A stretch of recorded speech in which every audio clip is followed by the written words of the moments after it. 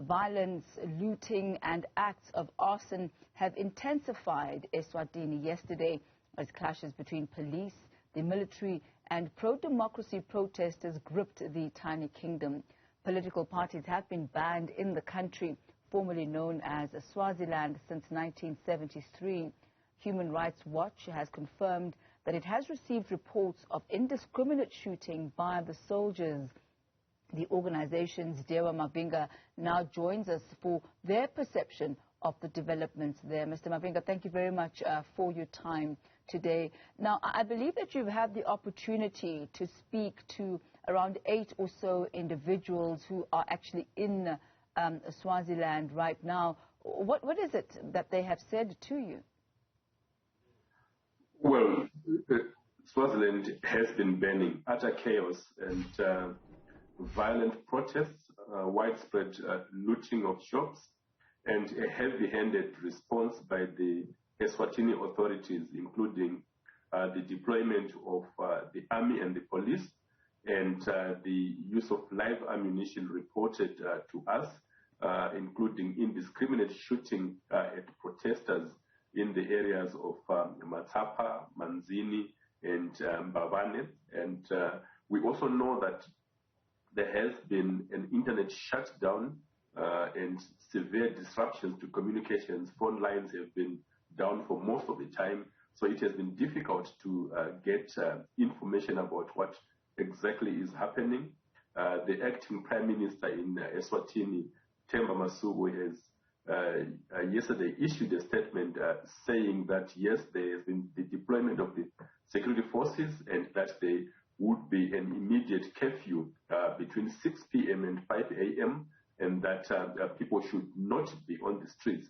But there is no clear plan from the Eswatini authorities about addressing the legitimate concerns that have been raised by protesters, including the need for reforms, for multi-party democracy, for greater accountability, and for an improvement in the lives of the 1.5 million citizens of Eswatini who are living in squalor at a time when they compare their lifestyles to the lavish lifestyle of the king and his family.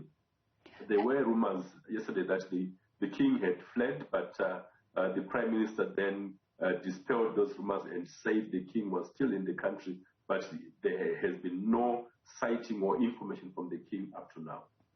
What we have also seen, and what you also posted on your Twitter account not too long ago, are the visuals that we are now seeing on the screen of military men basically, breaking down a door, trying to get people out. Somebody's coming out. Tell us what's happening in this video. Yes, we understand that now within the context of this media and internet blackout, the military is now going door to door, indiscriminately beating up people, allegedly looking for protesters or anyone who might have had anything to do with the protest. And we know that Swaziland, Eswatini, is a small kingdom geographically. So there is a handing down of activists. Some of them have been picked up. We have received reports that several have been shot and killed, including those that had been fleeing towards the Oshuk-Ngwenya border post. So it's quite alarming that activists are under siege at the moment, and that, in fact, the region, the Southern African Development Community, has not yet spoken out to condemn these actions and to call for peace and to mediate and move the country towards reforms and democratic respect.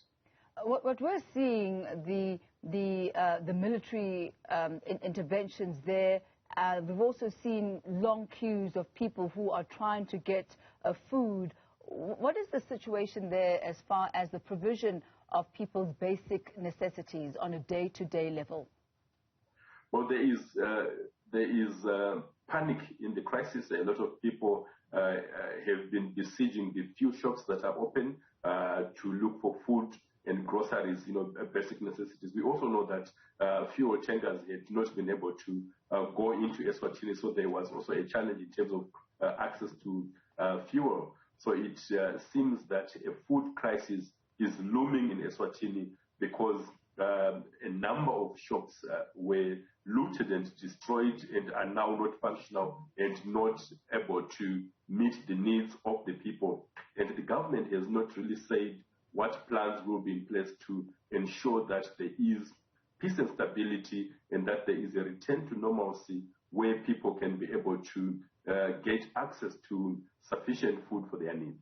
And what is the type of reaction that we've seen from SADC and other leaders